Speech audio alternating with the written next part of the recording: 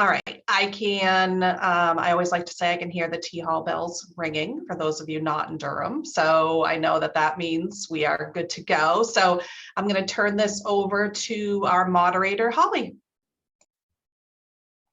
Hello, and you can hear the bells in the background for me probably. Oh, just stopped. I am Holly Cashman, and I use she, her, and they, them pronouns. I am a professor of Spanish linguistics and women's and gender studies in the College of Liberal Arts at UNH.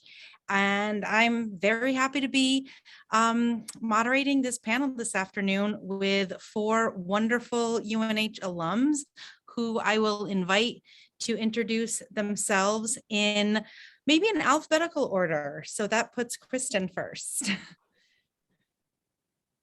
Okay, thank you so much. My name is Kristen Butterfield Farrell. I use she, her pronouns, and I'm an alum from 2008, and I currently work at Manchester Community College as student support counselor, where I'm involved in various diversity, equity, and inclusion initiatives. Thanks, Kristen. Mark? I'm Mark Chamberlain from the class of '86 from Paul College. After school, I worked in the financial services industry in New York for many years and retired a few years ago. But the last few jobs that I held on Wall Street were at 2 different banks where I was the head of diversity and inclusion. So over those years, spent a lot of time on the LGBTQ plus focus and enjoyed it, and also identify as gay myself. So glad to be here as part of the webinar today. Wonderful, thank you. David.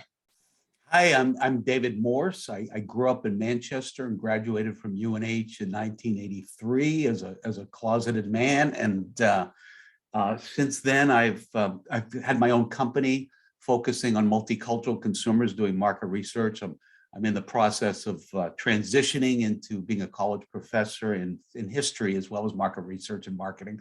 I live in Scottsdale, Arizona with my husband. I've been with him for 33 years, as well as our two young daughters. Thank you, David. And alphabetically last, but definitely not least, Rob. My name's Rob Richard Snipes, graduate of 16 and 20. Currently, I work at Families in Transition in Manchester, New Hampshire, where I work in permanent supportive housing. Throughout my work, I've been doing a lot of diversity work within nonprofits. So thanks for allowing me to be here today. Wonderful. Thanks to you all for being here. I'm going to jump in with our first question so as to not waste any time at all. And the question is, what are some ways you have seen progress made on building inclusive and supportive cultures for LGBTQIA plus people in the workplace?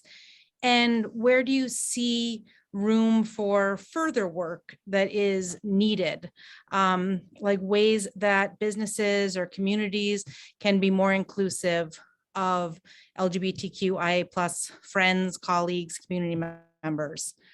Can I ask David to respond first to that one, and then I'll open it up to other panelists as well.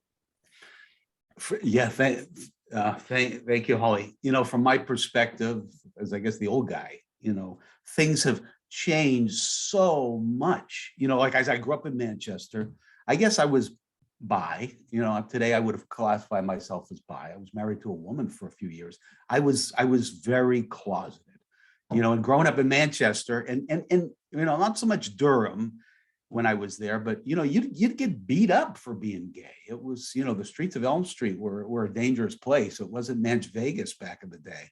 And you know, I moved to Japan from UNH. I was completely closeted. I spent a lot of time I spent 3 years living in Mexico, where I worked for Gillette de Mexico, and I was closeted then. You know, today I am not closeted. I'm very, very open about being gay. And you know, I do, part of my job is to bring a voice to corporate America of people of color, as well as LGBT consumers. And there's a real, it's just so different. There's such a from an insights perspective, where I work in my world, there's such a desire to understand LGBTQ folks, in order to do effective marketing, sell us stuff, or reach out to help the community and that kind of thing. We have so far to go, and I know we're going to get into that as we progress, especially what's going on now in Florida and other places. But I just got to say, from where I sit, to be standing in front of a group of people like this saying that I am gay is something I never would have dreamed would be possible. Thank you for sharing that. I think the idea of even being able to be out and not worry about losing your job is a big deal. Not something universal yet, but we're moving in that direction, I think. Other panelists, do you want to comment on that question about kind of what progress has been made, what progress still remains to be made? Yeah. I mean, Holly, I can chime in if you like. Great. So again, I worked in the banking sector from, say, the mid-90s to 2017 when I retired. And I know when I first got there, again, being gay, so I was closeted in that environment to begin with. And what I remember though is speaking to students who were applying to come at the bank. At that point, I was at JP Morgan. And these banks, of course, hire hundreds of graduates every year, MBAs and MBAs.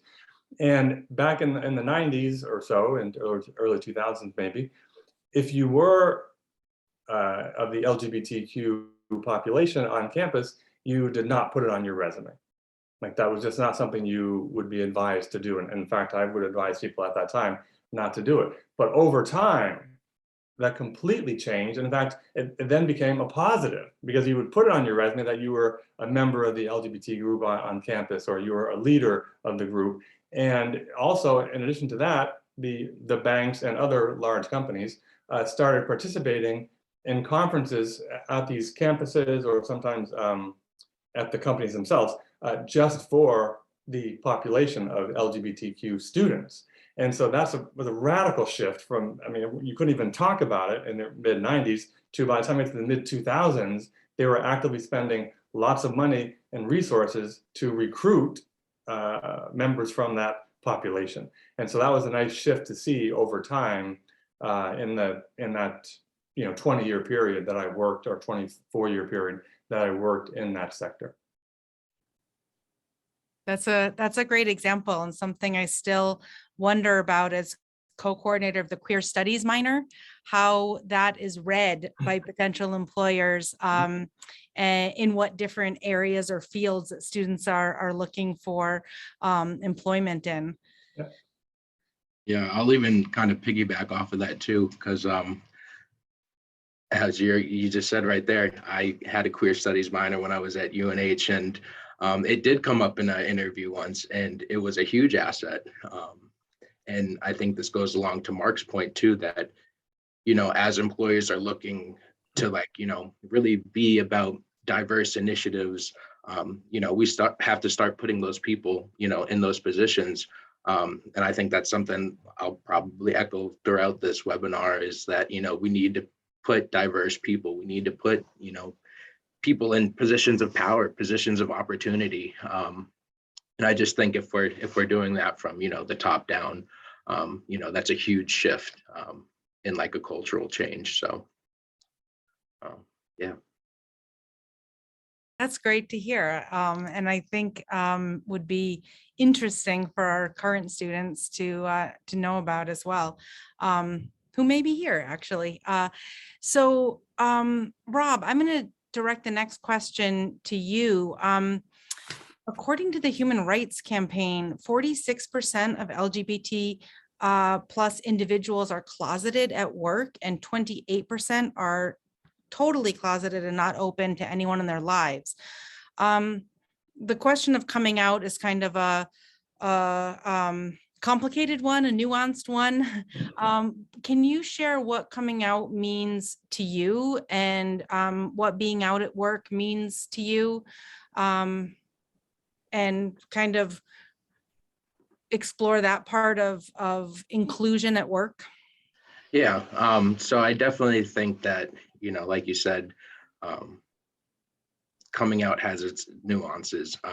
You know, like David said in the beginning, you know, a lot of his life he lived closeted. So did I. You know, I came to UNH on a track scholarship, and you know, I thought it was going to be the weirdest thing to be out and in the locker room. I think we all have that fear as gay men. You know, but you know, kind of going back to the statistics that, you know, some people are, it's kind of that, you know, that, you know, that facade you put up in different, you know, situations, code switching in a way, you could say.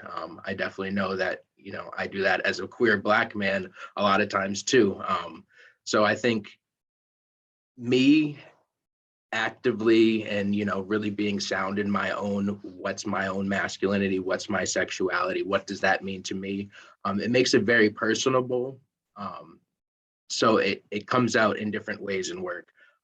I've recently known, like, you know, getting older and getting more comfortable in that, I've, you know, most people would probably say this picture behind me is a little feminine, you know, this Black woman with butterflies in her hair, but I feel that, you know, the visibility of, you know, yeah, you know, I might not be the hardest guy, but, you know, this is something that looks nice. And, you know, maybe someone else that, you know, might be a young queer person sees that in my office, and, you know, they can say, oh, wow, like, you know, like I can be a little bit more open.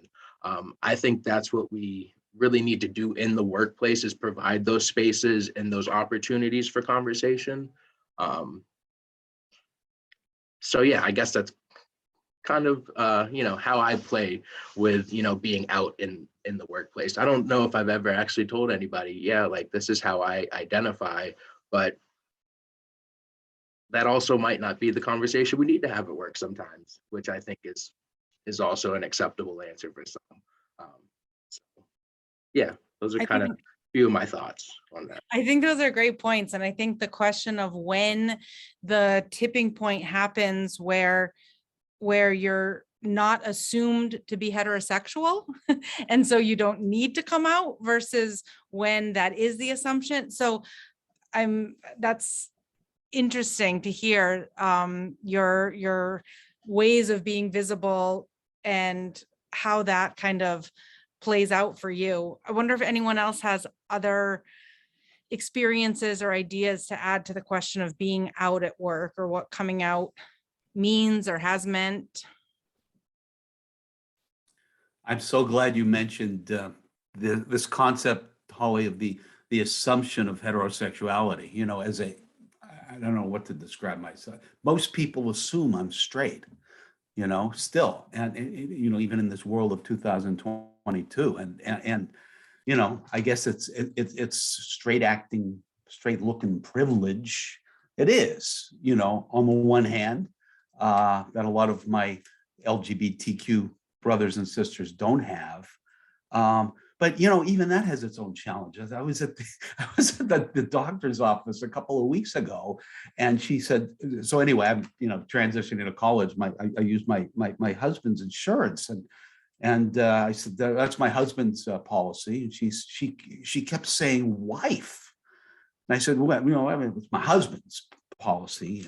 And it must have been 3 or 4 times that she said the word wife. I don't know if she was doing it deliberately, you know, or it just didn't sink in. But, you know, I mean, coming out is something that I have first in the earlier part of my life, it was a privilege that I didn't have to do. And I didn't do it. And now I do it with pride. And you know, it's so interesting. Some people, you know, light up and, oh wow, you know, and some people you see their face drop. You see a whole change. You know, we all face different challenges even within our community. But you know, when you come right up against it, once you come out, people are going to look at you differently, and it's a drawback. I think that the doctor's office example is a great example of how coming out isn't something you do once and then you're done. It's something that you have to do over and over and over again. Seems like almost every day there comes a moment where you're deciding, do I say something? Do I not say something?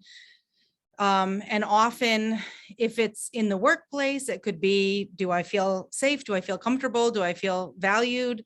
Are people going to support me? Or it could also be, do I feel physically safe? And that's a real issue. I think it's not just like you declare it once, everyone knows, there's a sign above your head, and you just go about your life. So speaking of safety and feeling safe at work, I wonder if, Kristen, if I can ask you maybe to comment on kind of in the work context, how can people support their LGBTQIA plus colleagues, make sure everyone feels safe, make sure everyone feels included or comfortable bringing their whole selves to work? Sure, yes. I thank you for that, for this question. And I am going to try to pare it down because I have a lot of thoughts and feelings about it. And it ties into what other people have said for the other questions as well. Going a little bit off of the question about coming out, I think first understanding, well, one thing I think to know in terms of allyship is that the LGBTQ plus community is huge and not a monolith. And so we all have specific experiences based on where we identify within this community, as well as many others. And so being a white cisgender woman who identifies as fluid in terms of my sexual orientation, that experience in the workplace, I mean, David kind of talked about, you know, I can have passing privilege that people assume I'm straight and it's really my choice when I come out, but that's not true for other people. And there are still a lot of people that lose their jobs based on their identity. And so I think first thing in allyship is understanding that experiences are so unique based on intersections of identities. And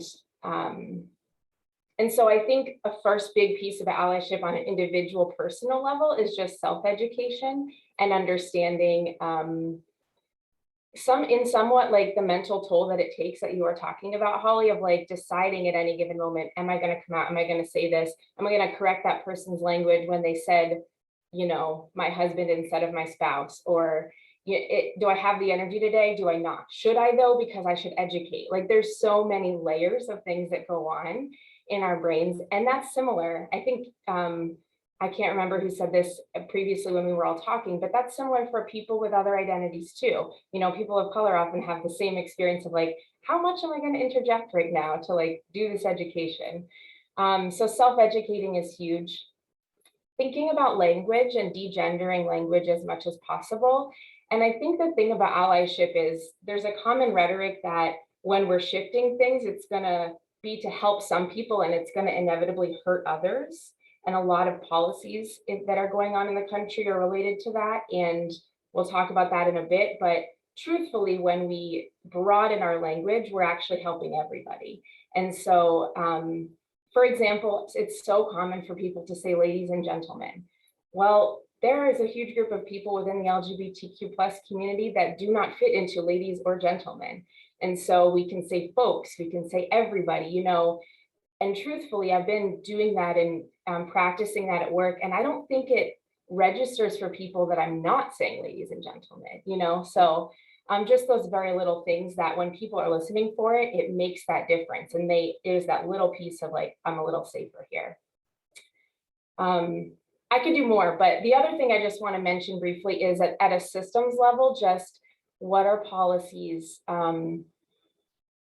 you know, thinking about forms, does it say sex, female, male only? Does it say gender? Does it give a space for people to identify what that means for them? And an example I can give around policies in terms of healthcare, you know, having trans inclusive healthcare is one thing.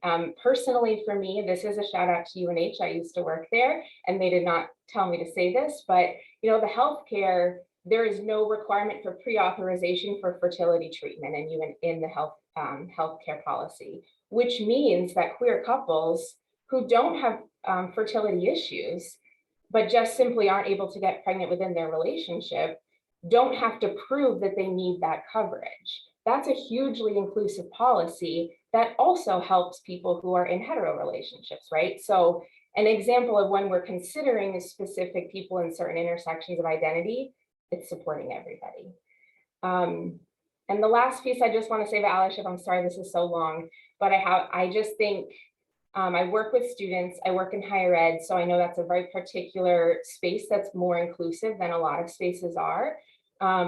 We've all been really impacted by the pandemic, and I think people at different intersections of identities have different effects. And so LGBTQ folks who may be living at home with unsupportive family members have had a more difficult time. They may have lost housing because of that. They may have less access to resources. And so thinking about policies that support mental health, destigmatization of mental health, thinking about effects of substance use disorders, thinking about access to housing, all of those pieces are allyship generally that support the LGBT community. So what are communities doing in that way? So I'll stop now, but thank you. Those are fantastic points, and each with a concrete example that I think is really helpful for people to get their mind around it. And of course, as a linguist, I'm very excited that you mentioned language as one of the ways of being inclusive, and one of the ways that people can educate, just looking at reliable organizations in the LGBTQ plus community that offer guidance on inclusive language, that offer examples of how to do allyship. And I believe we'll be putting some resources in at the end of the Q&A. But self-educating is so important. I'll just also put a little moment in there to indicate that there are groups that are specifically working against inclusion that have gotten really clever with algorithms. And so doing searches, it's really important to be aware of who you're reading and what their aims are. And there are minefields there as well. So self-education is important, and also being critical about where you're getting your information from. And on the fertility example, that's actually relatively new, something that happened in the time that I've been at UNH, and is a really, I think, amazing example of how, like, it's not a zero-sum game, right? Everyone can benefit. It's not taking something away from other people when you do something that's inclusive. Does anyone else want to jump in on that question of what are ways that people can be allies in the workplace and make their workplace more inclusive? I think Kristen hit all of them on the head. But I guess like some other things that I've been thinking about too is, I know I've had some previous employers that, were self-identified allies. And, they did some good things, and we're there to, provide the space. But, sometimes we can cause some iatrogenic harm, like it can happen. And I think being open to feedback as an ally, okay, maybe that wasn't as helpful as you thought it might be, and taking that as an ally and, doing some self-education, but also like, not discouraging you, because like, I know a lot of times I've had people, be like, I'm scared to make a mistake or to ask the question. That's something that, comes along with it. And I just, I would encourage you, if you have the question, come with it in, like a wholehearted way. And, you can't really be doing too much harm. But yeah, I just think being open to feedback and, asking the questions, being willing to make the mistake, and then, apologize and move past it, right? So I just think those are some other practical things we can do as allies. I think that's such a great point, and that one of the most important things people can do is to listen, and to listen openly, and to believe people when they tell you what their experiences are, even if it is not your experience, even if you are shocked and surprised, but believe people when they tell you what their experiences are. Holly, I'd like to add one thing if I could. Great. So when I was at Barclays, and now we're talking probably 2015. So Barclays is a global, banking organization, and at the time there were about 80,000 or so employees around the world, and we had very active LGBTQ employee network groups in each region, right? The Americas, Europe, Asia, et cetera. And we had at that point, probably a few thousand members of the organization, again, across the globe. But one of our efforts at that time was to try to increase the number of allies. So the allies, the ally membership within that organization. And at the time, there were a few hundred. And so in the Pride month of 2015, it was either 15 or 14, we had an effort where we came up with a very simple idea of creating these lanyards where you could hang your employee badge around your neck with this very brightly colored lanyard which said Spectrum, which was the name of the LGBTQ networking group. And we thought, okay, we'll make probably 500 of these, and we'll distribute them in various locations around the world, because again, at that point we had a few hundred allies, and we thought we would maybe be able to double that number. Well, this simple idea, and these lanyards were like $1.50 a piece, so not expensive.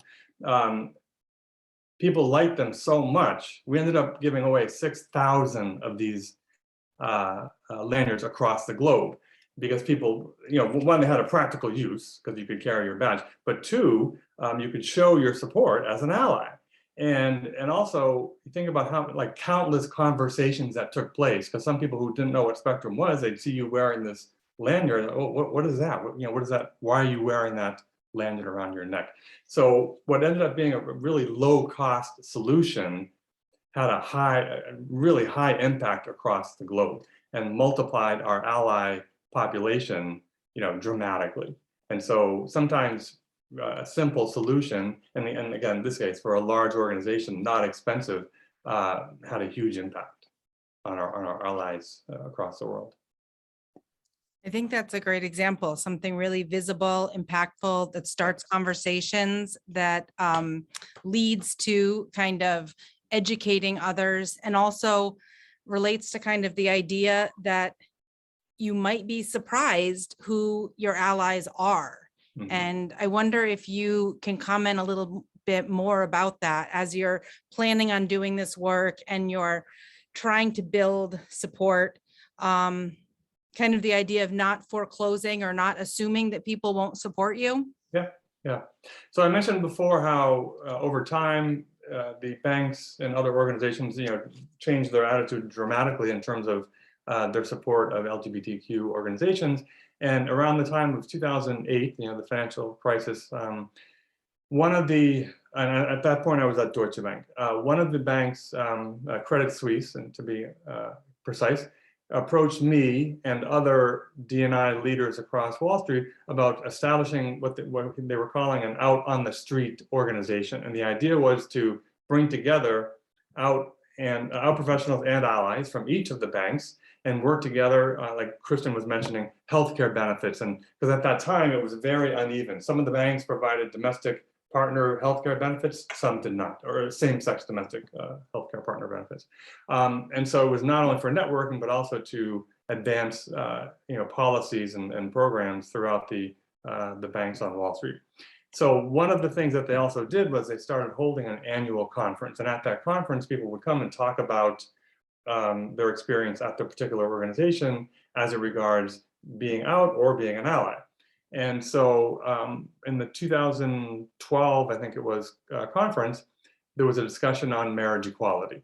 And so what had happened in New York State is that in 2009, or probably 2008 actually, a bunch of LGBTQ organizations across the state all decided to collaborate to try to persuade the legislature in Albany to pass gay marriage or same-sex marriage. At that time, frankly, I was a New Yorker. We were kind of embarrassed because so many other states, or I shouldn't say so many, but many other states were way ahead of us. And people are like, how the heck can this be? You know, New York, I mean, New York, San Francisco, like, you know, gay centers across the world. How can we be so far behind? But we were. And so these organizations in this 2008, 2009 timeframe, a bunch of smart people, you know, well-connected in the LGBTQ community across the state worked together, yet it failed. And so marriage did not pass in 2009.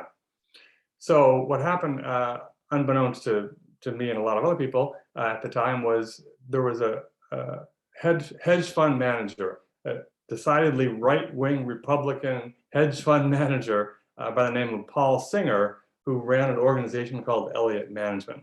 And around this same time, when this quest for same-sex marriage was going on, his son approached him and came out to his dad and told him about his long-term relationship with his partner and the fact that they were not able to get married in the state of New York. And so this right-wing Republican, who, you know, tough as nails kind of guy, who, you know, just no nonsense guy, I think, and he spoke at one of these conferences. I'm sorry, he spoke at this out leadership conference in 2012. So he and his son told the story. Prior to his son coming out, he's like, okay, well, I know about these issues that they're trying to do in Albany and trying to fix, but, you know, this doesn't affect me, Mr. Hedge Fund Manager, me, Mr. Republican, until his son came out. And then he realized, okay, this truly is a civil rights issue, and I need to get on the right side of history here and figure out what I can do. So he, again, a very wealthy, well-connected person, he started, you know, getting on the horn and calling his buddies and colleagues and friends across Wall Street, but also across the state, within the legislature and other places of importance who have influence. And guess what? In 2011, it passed. And so now it's not solely because of him, but having that a person like him and his buddies and his colleagues, again, many of whom probably fall in that category of right-wing Republicans, but he convinced them that this truly was a civil rights issue that they should get behind, and they did, and, you know, success was the result. And so, you know, don't think that because somebody's from a certain demographic that you might think they aren't supportive. They may very well be supportive and may be very well helpful to you in whatever you're looking to do. That's a great example, Mark. Thank you for sharing it, and also a very powerful reminder of the impact that coming out can have, and far-reaching impact in this case. We are at our Q&A time, and I already see some questions in the Q&A. I think I'm going to ask if everybody on the panel, or anybody and everybody on the panel, wants to chime in.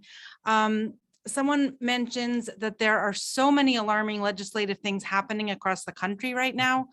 Besides writing to our representatives, are there other ways to help advocate against these things that really seem like moving backwards? And I think that's one thing that we've talked about, is this idea that once some progress has happened, it doesn't mean that it's guaranteed forever. And we see a lot of pushback.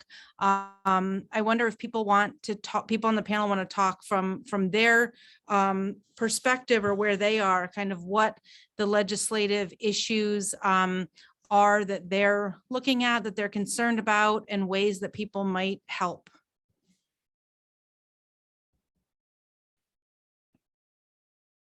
Thank you so much. Oh, sorry, go ahead, Rob, if you want to. You can go ahead first. Okay.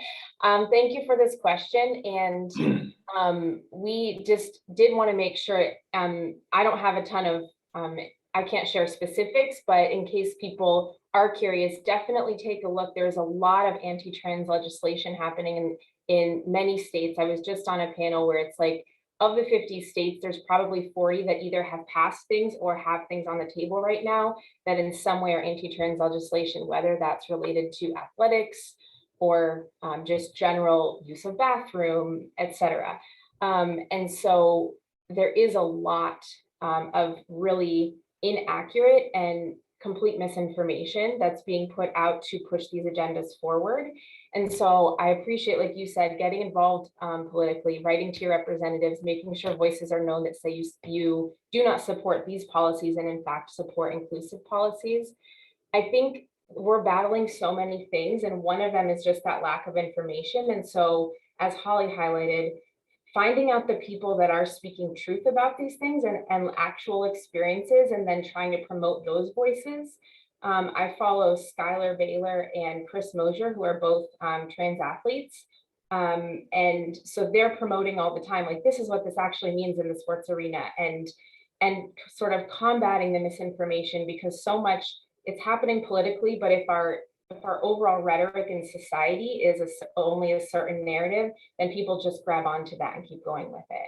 And so I think battling, just raising up those voices, and personally, I think getting involved in local school systems, because is another, besides just your local representatives or nationally, school boards are doing things right now around what is allowed to be in schools, what books are allowed to be read, what narratives are allowed to be told. And that's going to be really harmful for kids who are trying to understand their own identity. And people talked on the panel about coming to terms with yourself and what that means for your self-identity, and how that's a lifelong journey for all of us. But when you've been getting negative messages, it's really hard to combat that. And so I think thinking about our youth, to me personally, is also really important. Yeah, I definitely would agree with a lot of what you just said. The language that's out there right now is very harmful, and dangerous, and it will cost lives at the end of the day. So I think something else we can do, like, I know writing to the legislators and stuff, you know, they need to hear that. But we also, maybe this is just me with my political science, but we need to get the right people in office. So that's going to take us actually voting in people that are, you know, doing the work, you know, working with people that are, you know, in these communities and that are actually getting real accurate information. I think that's a huge part, and just something that midterms are coming up. So, you know, definitely look into your, and especially like Kristen said too, your local school boards, local governments are where a lot of our day-to-day impactful, you know, our lives is really happening. So I encourage everybody to get involved, get educated. I guess Oh, go ahead, David. the historian in me wants to mention a name, for Harvey Milk, and the idea that we need to come out, and we've come out in great numbers, but I think it's still important for so many of us, because in this divided country that we live in, I mean, there's coded language, not in addition to the overt language. You know, when I say coded language, I mean words like woke. You know, those woke people out there, or the cancel culture people out there. We're so opposed right now, and I think even among those people that are on the opposite side ideologically, you know, I think even those folks in their worlds have LGBT folks. Maybe it's their kids, maybe it's their friends, maybe it's their colleagues. And, you know, that's one thing that we can all do, is to come out, you know, as if I may, as a marketer, you know, I see a real switch post George Floyd and what's happening in the marketing community. You know, I think there's a real merger right now. Multicultural marketing, I've been doing it for so many years, was always about, you know, selling products to people of color, to the LGBT people. And I think post George Floyd, it's becoming, multicultural marketing is becoming more about DEI and more about what can we do to help these different communities. So, you know, there's definitely that shift out there. And you know, and I again, I think coming out, being vocal, you know, I'm very, very open on LinkedIn and places like that. And I wasn't before. So, you know, at least one thing that we can do is let people know that we are here, and that we you know, where your sons and daughters and workmates and friends and colleagues and all of that. Thank you for those points. I think the question of marketing is a really interesting one, and I want to follow up with another question connected to that, because the Mark's example about the lanyards, or about David mentioned about marketing and kind of the LGBTQ rainbow washing that happens in the month of June, and how kind of holding our employers and also businesses that we support as customers to actually follow up those kind of visible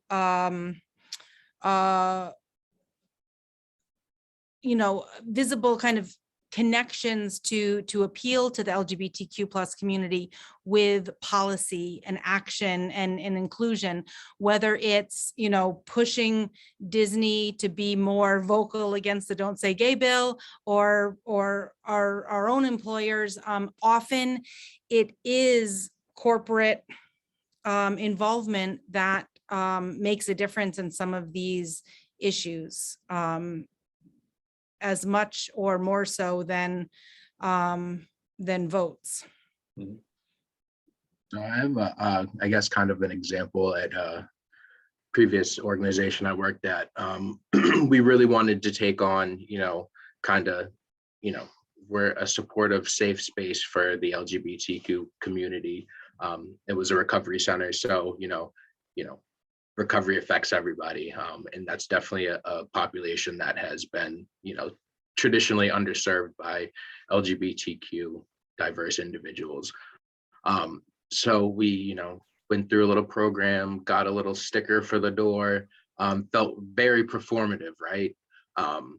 So then it kind of made us take a look. So how can we actually make our space more inclusive? How can we actually put this performative act into, concrete actionable steps? So we actually we ended up going through, we noticed our policies and procedures and our, some of our things that we had on the walls might not be, gender inclusive. So, from that, we ended up going through and redoing our policies and procedures manuals to make, stuff, more gender inclusive. And then we also, started making policies about working with other organizations, because in the recovery community too, there's other organizations that aren't as accepting of LGBT. So we wanted to make sure that, if we're going to promote an opportunity or an event or some type of partnership, it needs to be an affirming one to, make sure that we're providing safe activities for our participants. So I think those are some ways that we can start backing up some of our, things that started out, as, necessary, getting the conversation started, but then, next steps. So I think that was a good kind of concrete example that has come up in my work. And that was also one of the follow-up items from our lanyard exercise, in that we did the same thing in terms of employee handbook, policies, procedures, went through and made sure that those were gender neutral, because they were not before. And so across the organization, it came from many parts of the organization. Wait, we need to take a much closer look at this, because we don't have the right language in place for these policies and procedures. And I think that came out as a result of more allyship around the organization saying, maybe we ought to take a closer look at this. So I think that was one way. Another way that it played out is that each of the employee networking groups and most large companies, they have a budget from HR. So whether it's the women's group or veterans or multicultural groups, it's veterans and others, there's budget. But normally these groups are led by employees. So an employee who works in banking or HR or accounting, they take on a leadership role to lead one of the employee network groups. And they're generally these very enthusiastic, energetic folks with lots of ideas. And so in other words, they have more ideas which require money than is budgeted for them from the HR team alone.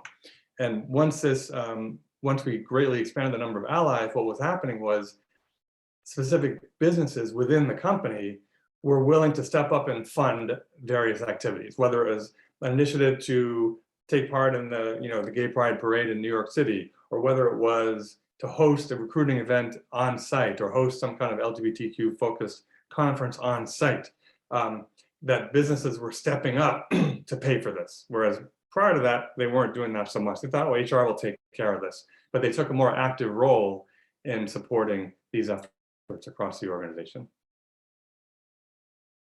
Those are great examples. Thanks to you both for sharing those. I have two kind of groups of questions. I want to kind of consolidate some of the different things in the Q&A. One relates to policies, and specifically looking at policies that might not even necessarily seem to be LGBTQIA plus related, but someone mentions, for example, their organization having a policy that says all voting and all feedback has to have people's names attached to it, or it's not considered, and whether that is a policy that would be discriminatory to LGBTQ plus folks who are trying to give feedback anonymously, right, without needing to out themselves. So I invite people to think about or answer that one. And I also want to mention we have a couple of different comments about either coming from teachers or from parents who are in the audience who are interested in how to be more supportive in school communities, how to be more supportive of children who are on a path of discovering kind of their gender and sexual identity, and also to be more inclusive of kind of more invisible identities within the community, whether it's asexual, aromantic folks, or whether it's bisexual, pansexual folks, kind of how to embrace the whole umbrella. So I don't know if anyone wants to jump in about the idea of anonymous feedback and whether that is prohibiting anonymous feedback or voting is a way of kind of limiting LGBTQ plus participation. I just think it's bad statistics in general too. Maybe that's just me, but no, I can definitely see where, especially when it comes to like, is this a toxic work environment? Am I experiencing violence in my work? And like you said, is that going to inevitably be me outing myself? Is that going to make my situation worse? I think it all goes back to that safety aspect that we talked about in the beginning. I think allowing anonymous feedback it's good because it allows that person to feel safe and the information to get conveyed. And I think that's what we're doing when we're trying to survey our populations, So yeah. And then on the other question, I guess too, like I said before, just like visibility, having things around that, might get a conversation going. You see the little boy with his nails painted, tell him they looks cute. My little cousin, he loves to do it and his look better than mine half the time. So, small things. People are really intuitive, especially kids. They don't miss a beat. So I definitely just think, embracing them, let them be creative, let them be free, allow them to have spaces where they can feel that way without fear of judgment. I think that's just what we can do. I totally agree with Rob. And a couple of thoughts. I agree completely on what you said on the first one. I think if it ever is at risk that someone's going to know who I am based on what I wrote, based on my identity, then I'm probably not going to be truthful because of possible backlash. In terms of like support, I think these are awesome questions. Thank you, everybody. I kind of said this in the beginning, and this last question about pushback within the LGBT community with certain identities. I think I really struggle. So the LGBTQ plus community, if we think about how it's set up in contrast to straight and cis. And so it's like, this is normal, being straight and being heterosexual, or sorry, being cisgender and heterosexual, and everybody else who isn't in that box is in this group together. And there is solidarity and community and strength in all of us being together. And we all have extremely different experiences and identities. And so I think just to challenge that note, I don't know, I just want to hold space for that tension that, you know, within our community, we are so diverse and we have a lot of responsibility to educate ourselves. So being a cis person who identifies as pan or queer, however I identify, I need to understand trans people's experience. I need to understand that bisexual people can be erased very easily. People who are asexual and they, you know, there is a space in our community, but we have to do work within our community to make that space and not say, well, you're not as this, so therefore you don't belong as much as I do. And I think there's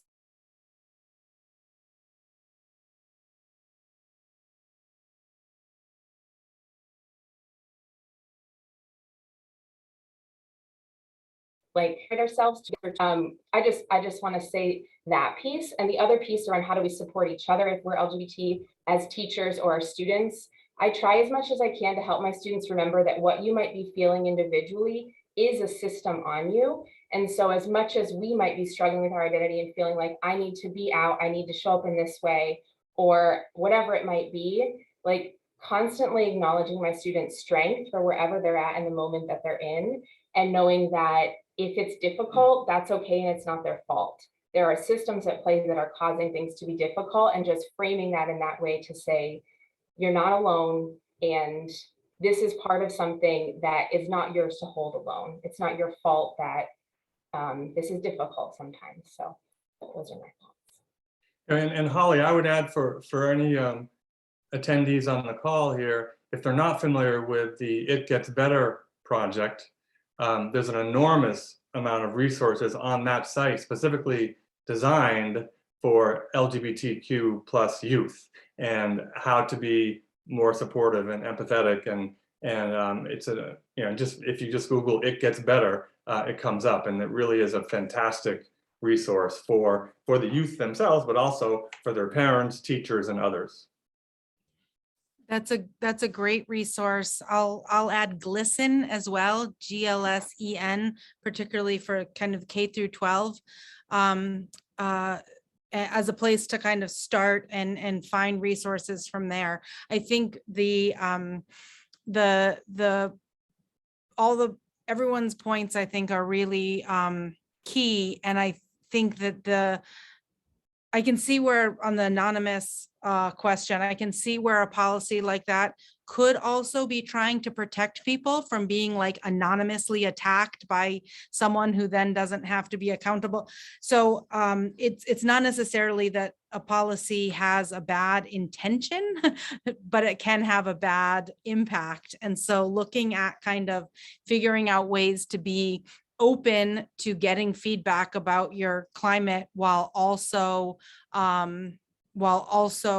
realizing that sometimes that's not going to be possible to get honest feedback if it's only attached to people's names. I don't see other questions in the Q&A right now, although I do think when we look specifically kind of going from K through 12 to the path into college, if people have advice for people that are trying to kind of guide their children or other relatives who are kind of going through the process of finding a college and a place that will be accepting and inclusive of non-heterosexual, non-cisgender identities. Mark, you just mentioned that you were on a college tour recently. Have other people experienced kind of ways of reading colleges through their admissions process about kind of how to find a good fit?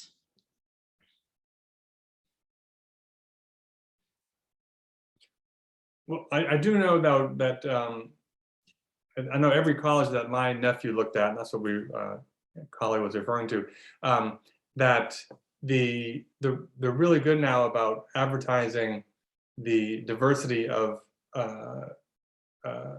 what's the best word? Shared interest groups that they have on campus. So whether you're enthusiastic about pottery making or ping pong or LGBTQ plus efforts, the schools these days seem to be a lot better at advertising that we have all these opportunities, and we really appreciate and want the diversity on our campus. So I would think that most students who are applying to college would probably be able to find that stuff pretty easily, because the schools are great now at advertising all the ways that they support students from a huge variety of backgrounds. Mm-hmm. I think this is tricky to assess. I meant to mention this earlier in terms of allyship and community and workspaces as well. But like, what is in place to support students when hurt happens? What is like bias reporting possible, like ways that bias is reported, and what's the follow-up? And that's not easy to tell in a college tour process. I used to work in admissions. I know that that's not what we foreground necessarily, yeah. But I think that's a big piece of safety on a campus, is how educated are the people in the residence halls and in where spaces where students are going to be interfacing a lot, to have that support when incidents of bias happens. Because they do, and so a piece of that is the education and the support and the growth. So I think that's something it's hard to suss that out. I don't have an easy answer, but I think what Mark said, not only the student interest groups, but what's the organization or the multicultural center or the gender center on campus, and really having an open conversation with folks in those spaces. So. Well, that's a fantastic point. I hadn't thought about from that perspective, because you really would want to investigate that for sure, yeah.